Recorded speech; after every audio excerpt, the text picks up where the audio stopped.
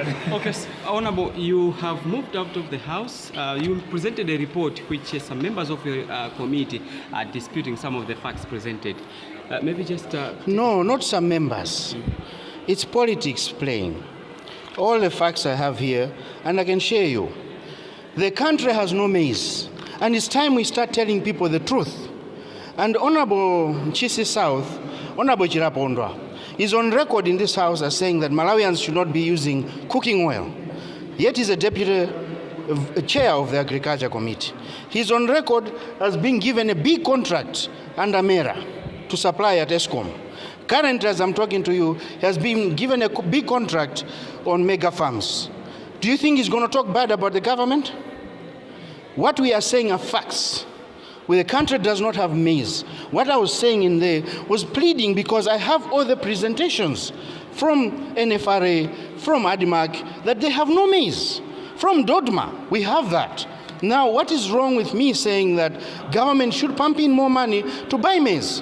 When we started this last financial year, we had 67,000 metric tons in our stocks.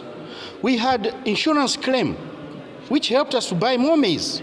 We had Africa Development Bank that also bought extra maize for us. And apart from that, World Bank paid off the banks to buy for us also that maize, which was under collateral. We had enough maize to start. But as I am talking to you now, I can challenge you. You go to NFRA. We were there as a cluster committee 4 days ago. They don't have maize. We, as a country, we don't have maize.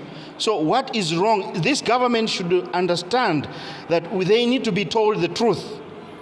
They keep lying to the president that the country has maize. We have no maize.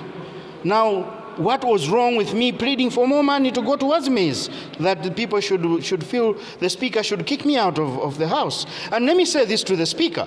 If she wants to be a running mate at Malawi Congress Party, that should be out of parliament. She should not bring politics to parliament. As a speaker, she's supposed to be fair and neutral to all the members. What we have seen her doing in the recent past days is that any opposition member that stands to speak is being shown 105. This is because she wants to vie for the running mate of presidential election next year at Malawi Congress Party. And it's a fact she has started campaigning. So it's either she must resign as a speaker to concentrate on politics in her party. Otherwise, if she wants to maintain the speakership, she must be fair to everyone in the House. Muna pereka presentation ya report lanu zikuoneka kuti simunamvani ndi ena amene ngati vice anu amene mwina zikutanthauzanji akuti imwe mwina zina zimangoika maganizo anu osati ine zonse zimene ndalankhula zili mu report. Boma ili silifuna kuti ziuzidwa zoona. Chaka chatha mmene timayamba chaka chatha tinali ndi chimanga ku Nkhokwe kwathu chokwana 67,000 tons.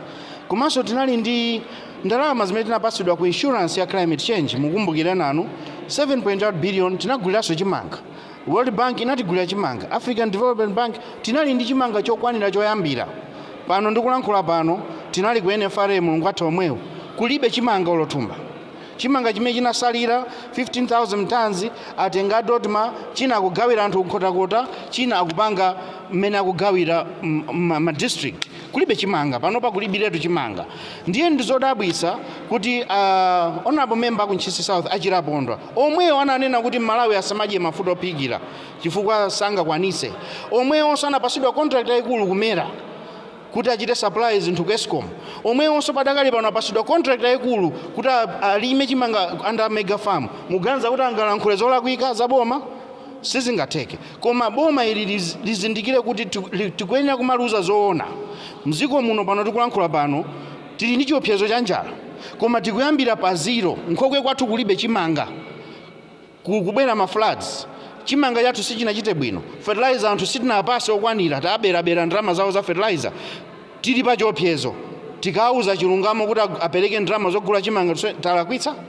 Ndiye a speaker anditulutsa chifukwa kuti ndikupempha kuti boma lonjezere ndalama tigulire chimanga. Koma ndimafuna ndiauza speaker kuti a speaker ngati mufuna kupanga Ndale za kuchipani kapangeni koma mupange resign ku speakership. Chifukwa apa taona mmene zikukhalira posachedwa apa mukulowesa Ndale mu nyumba ya Yamalamulo. member wa opposition akangoti alankhule mukuntulusa, member wa opposition akatalankhule mukumuopseza. Zonsezi tikuziwa mukupangira ifa yokuti mufuna mukhale running mate wa kuchipani cha Congress, Malawi Congress Party.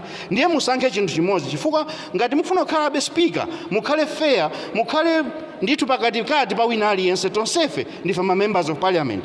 Koma izizi mukabweresa ndale za kuchipani kwanu mu parliament siziyendamo bwino. Maperake enafe tibweresa impeachment process mu nyumba mumu.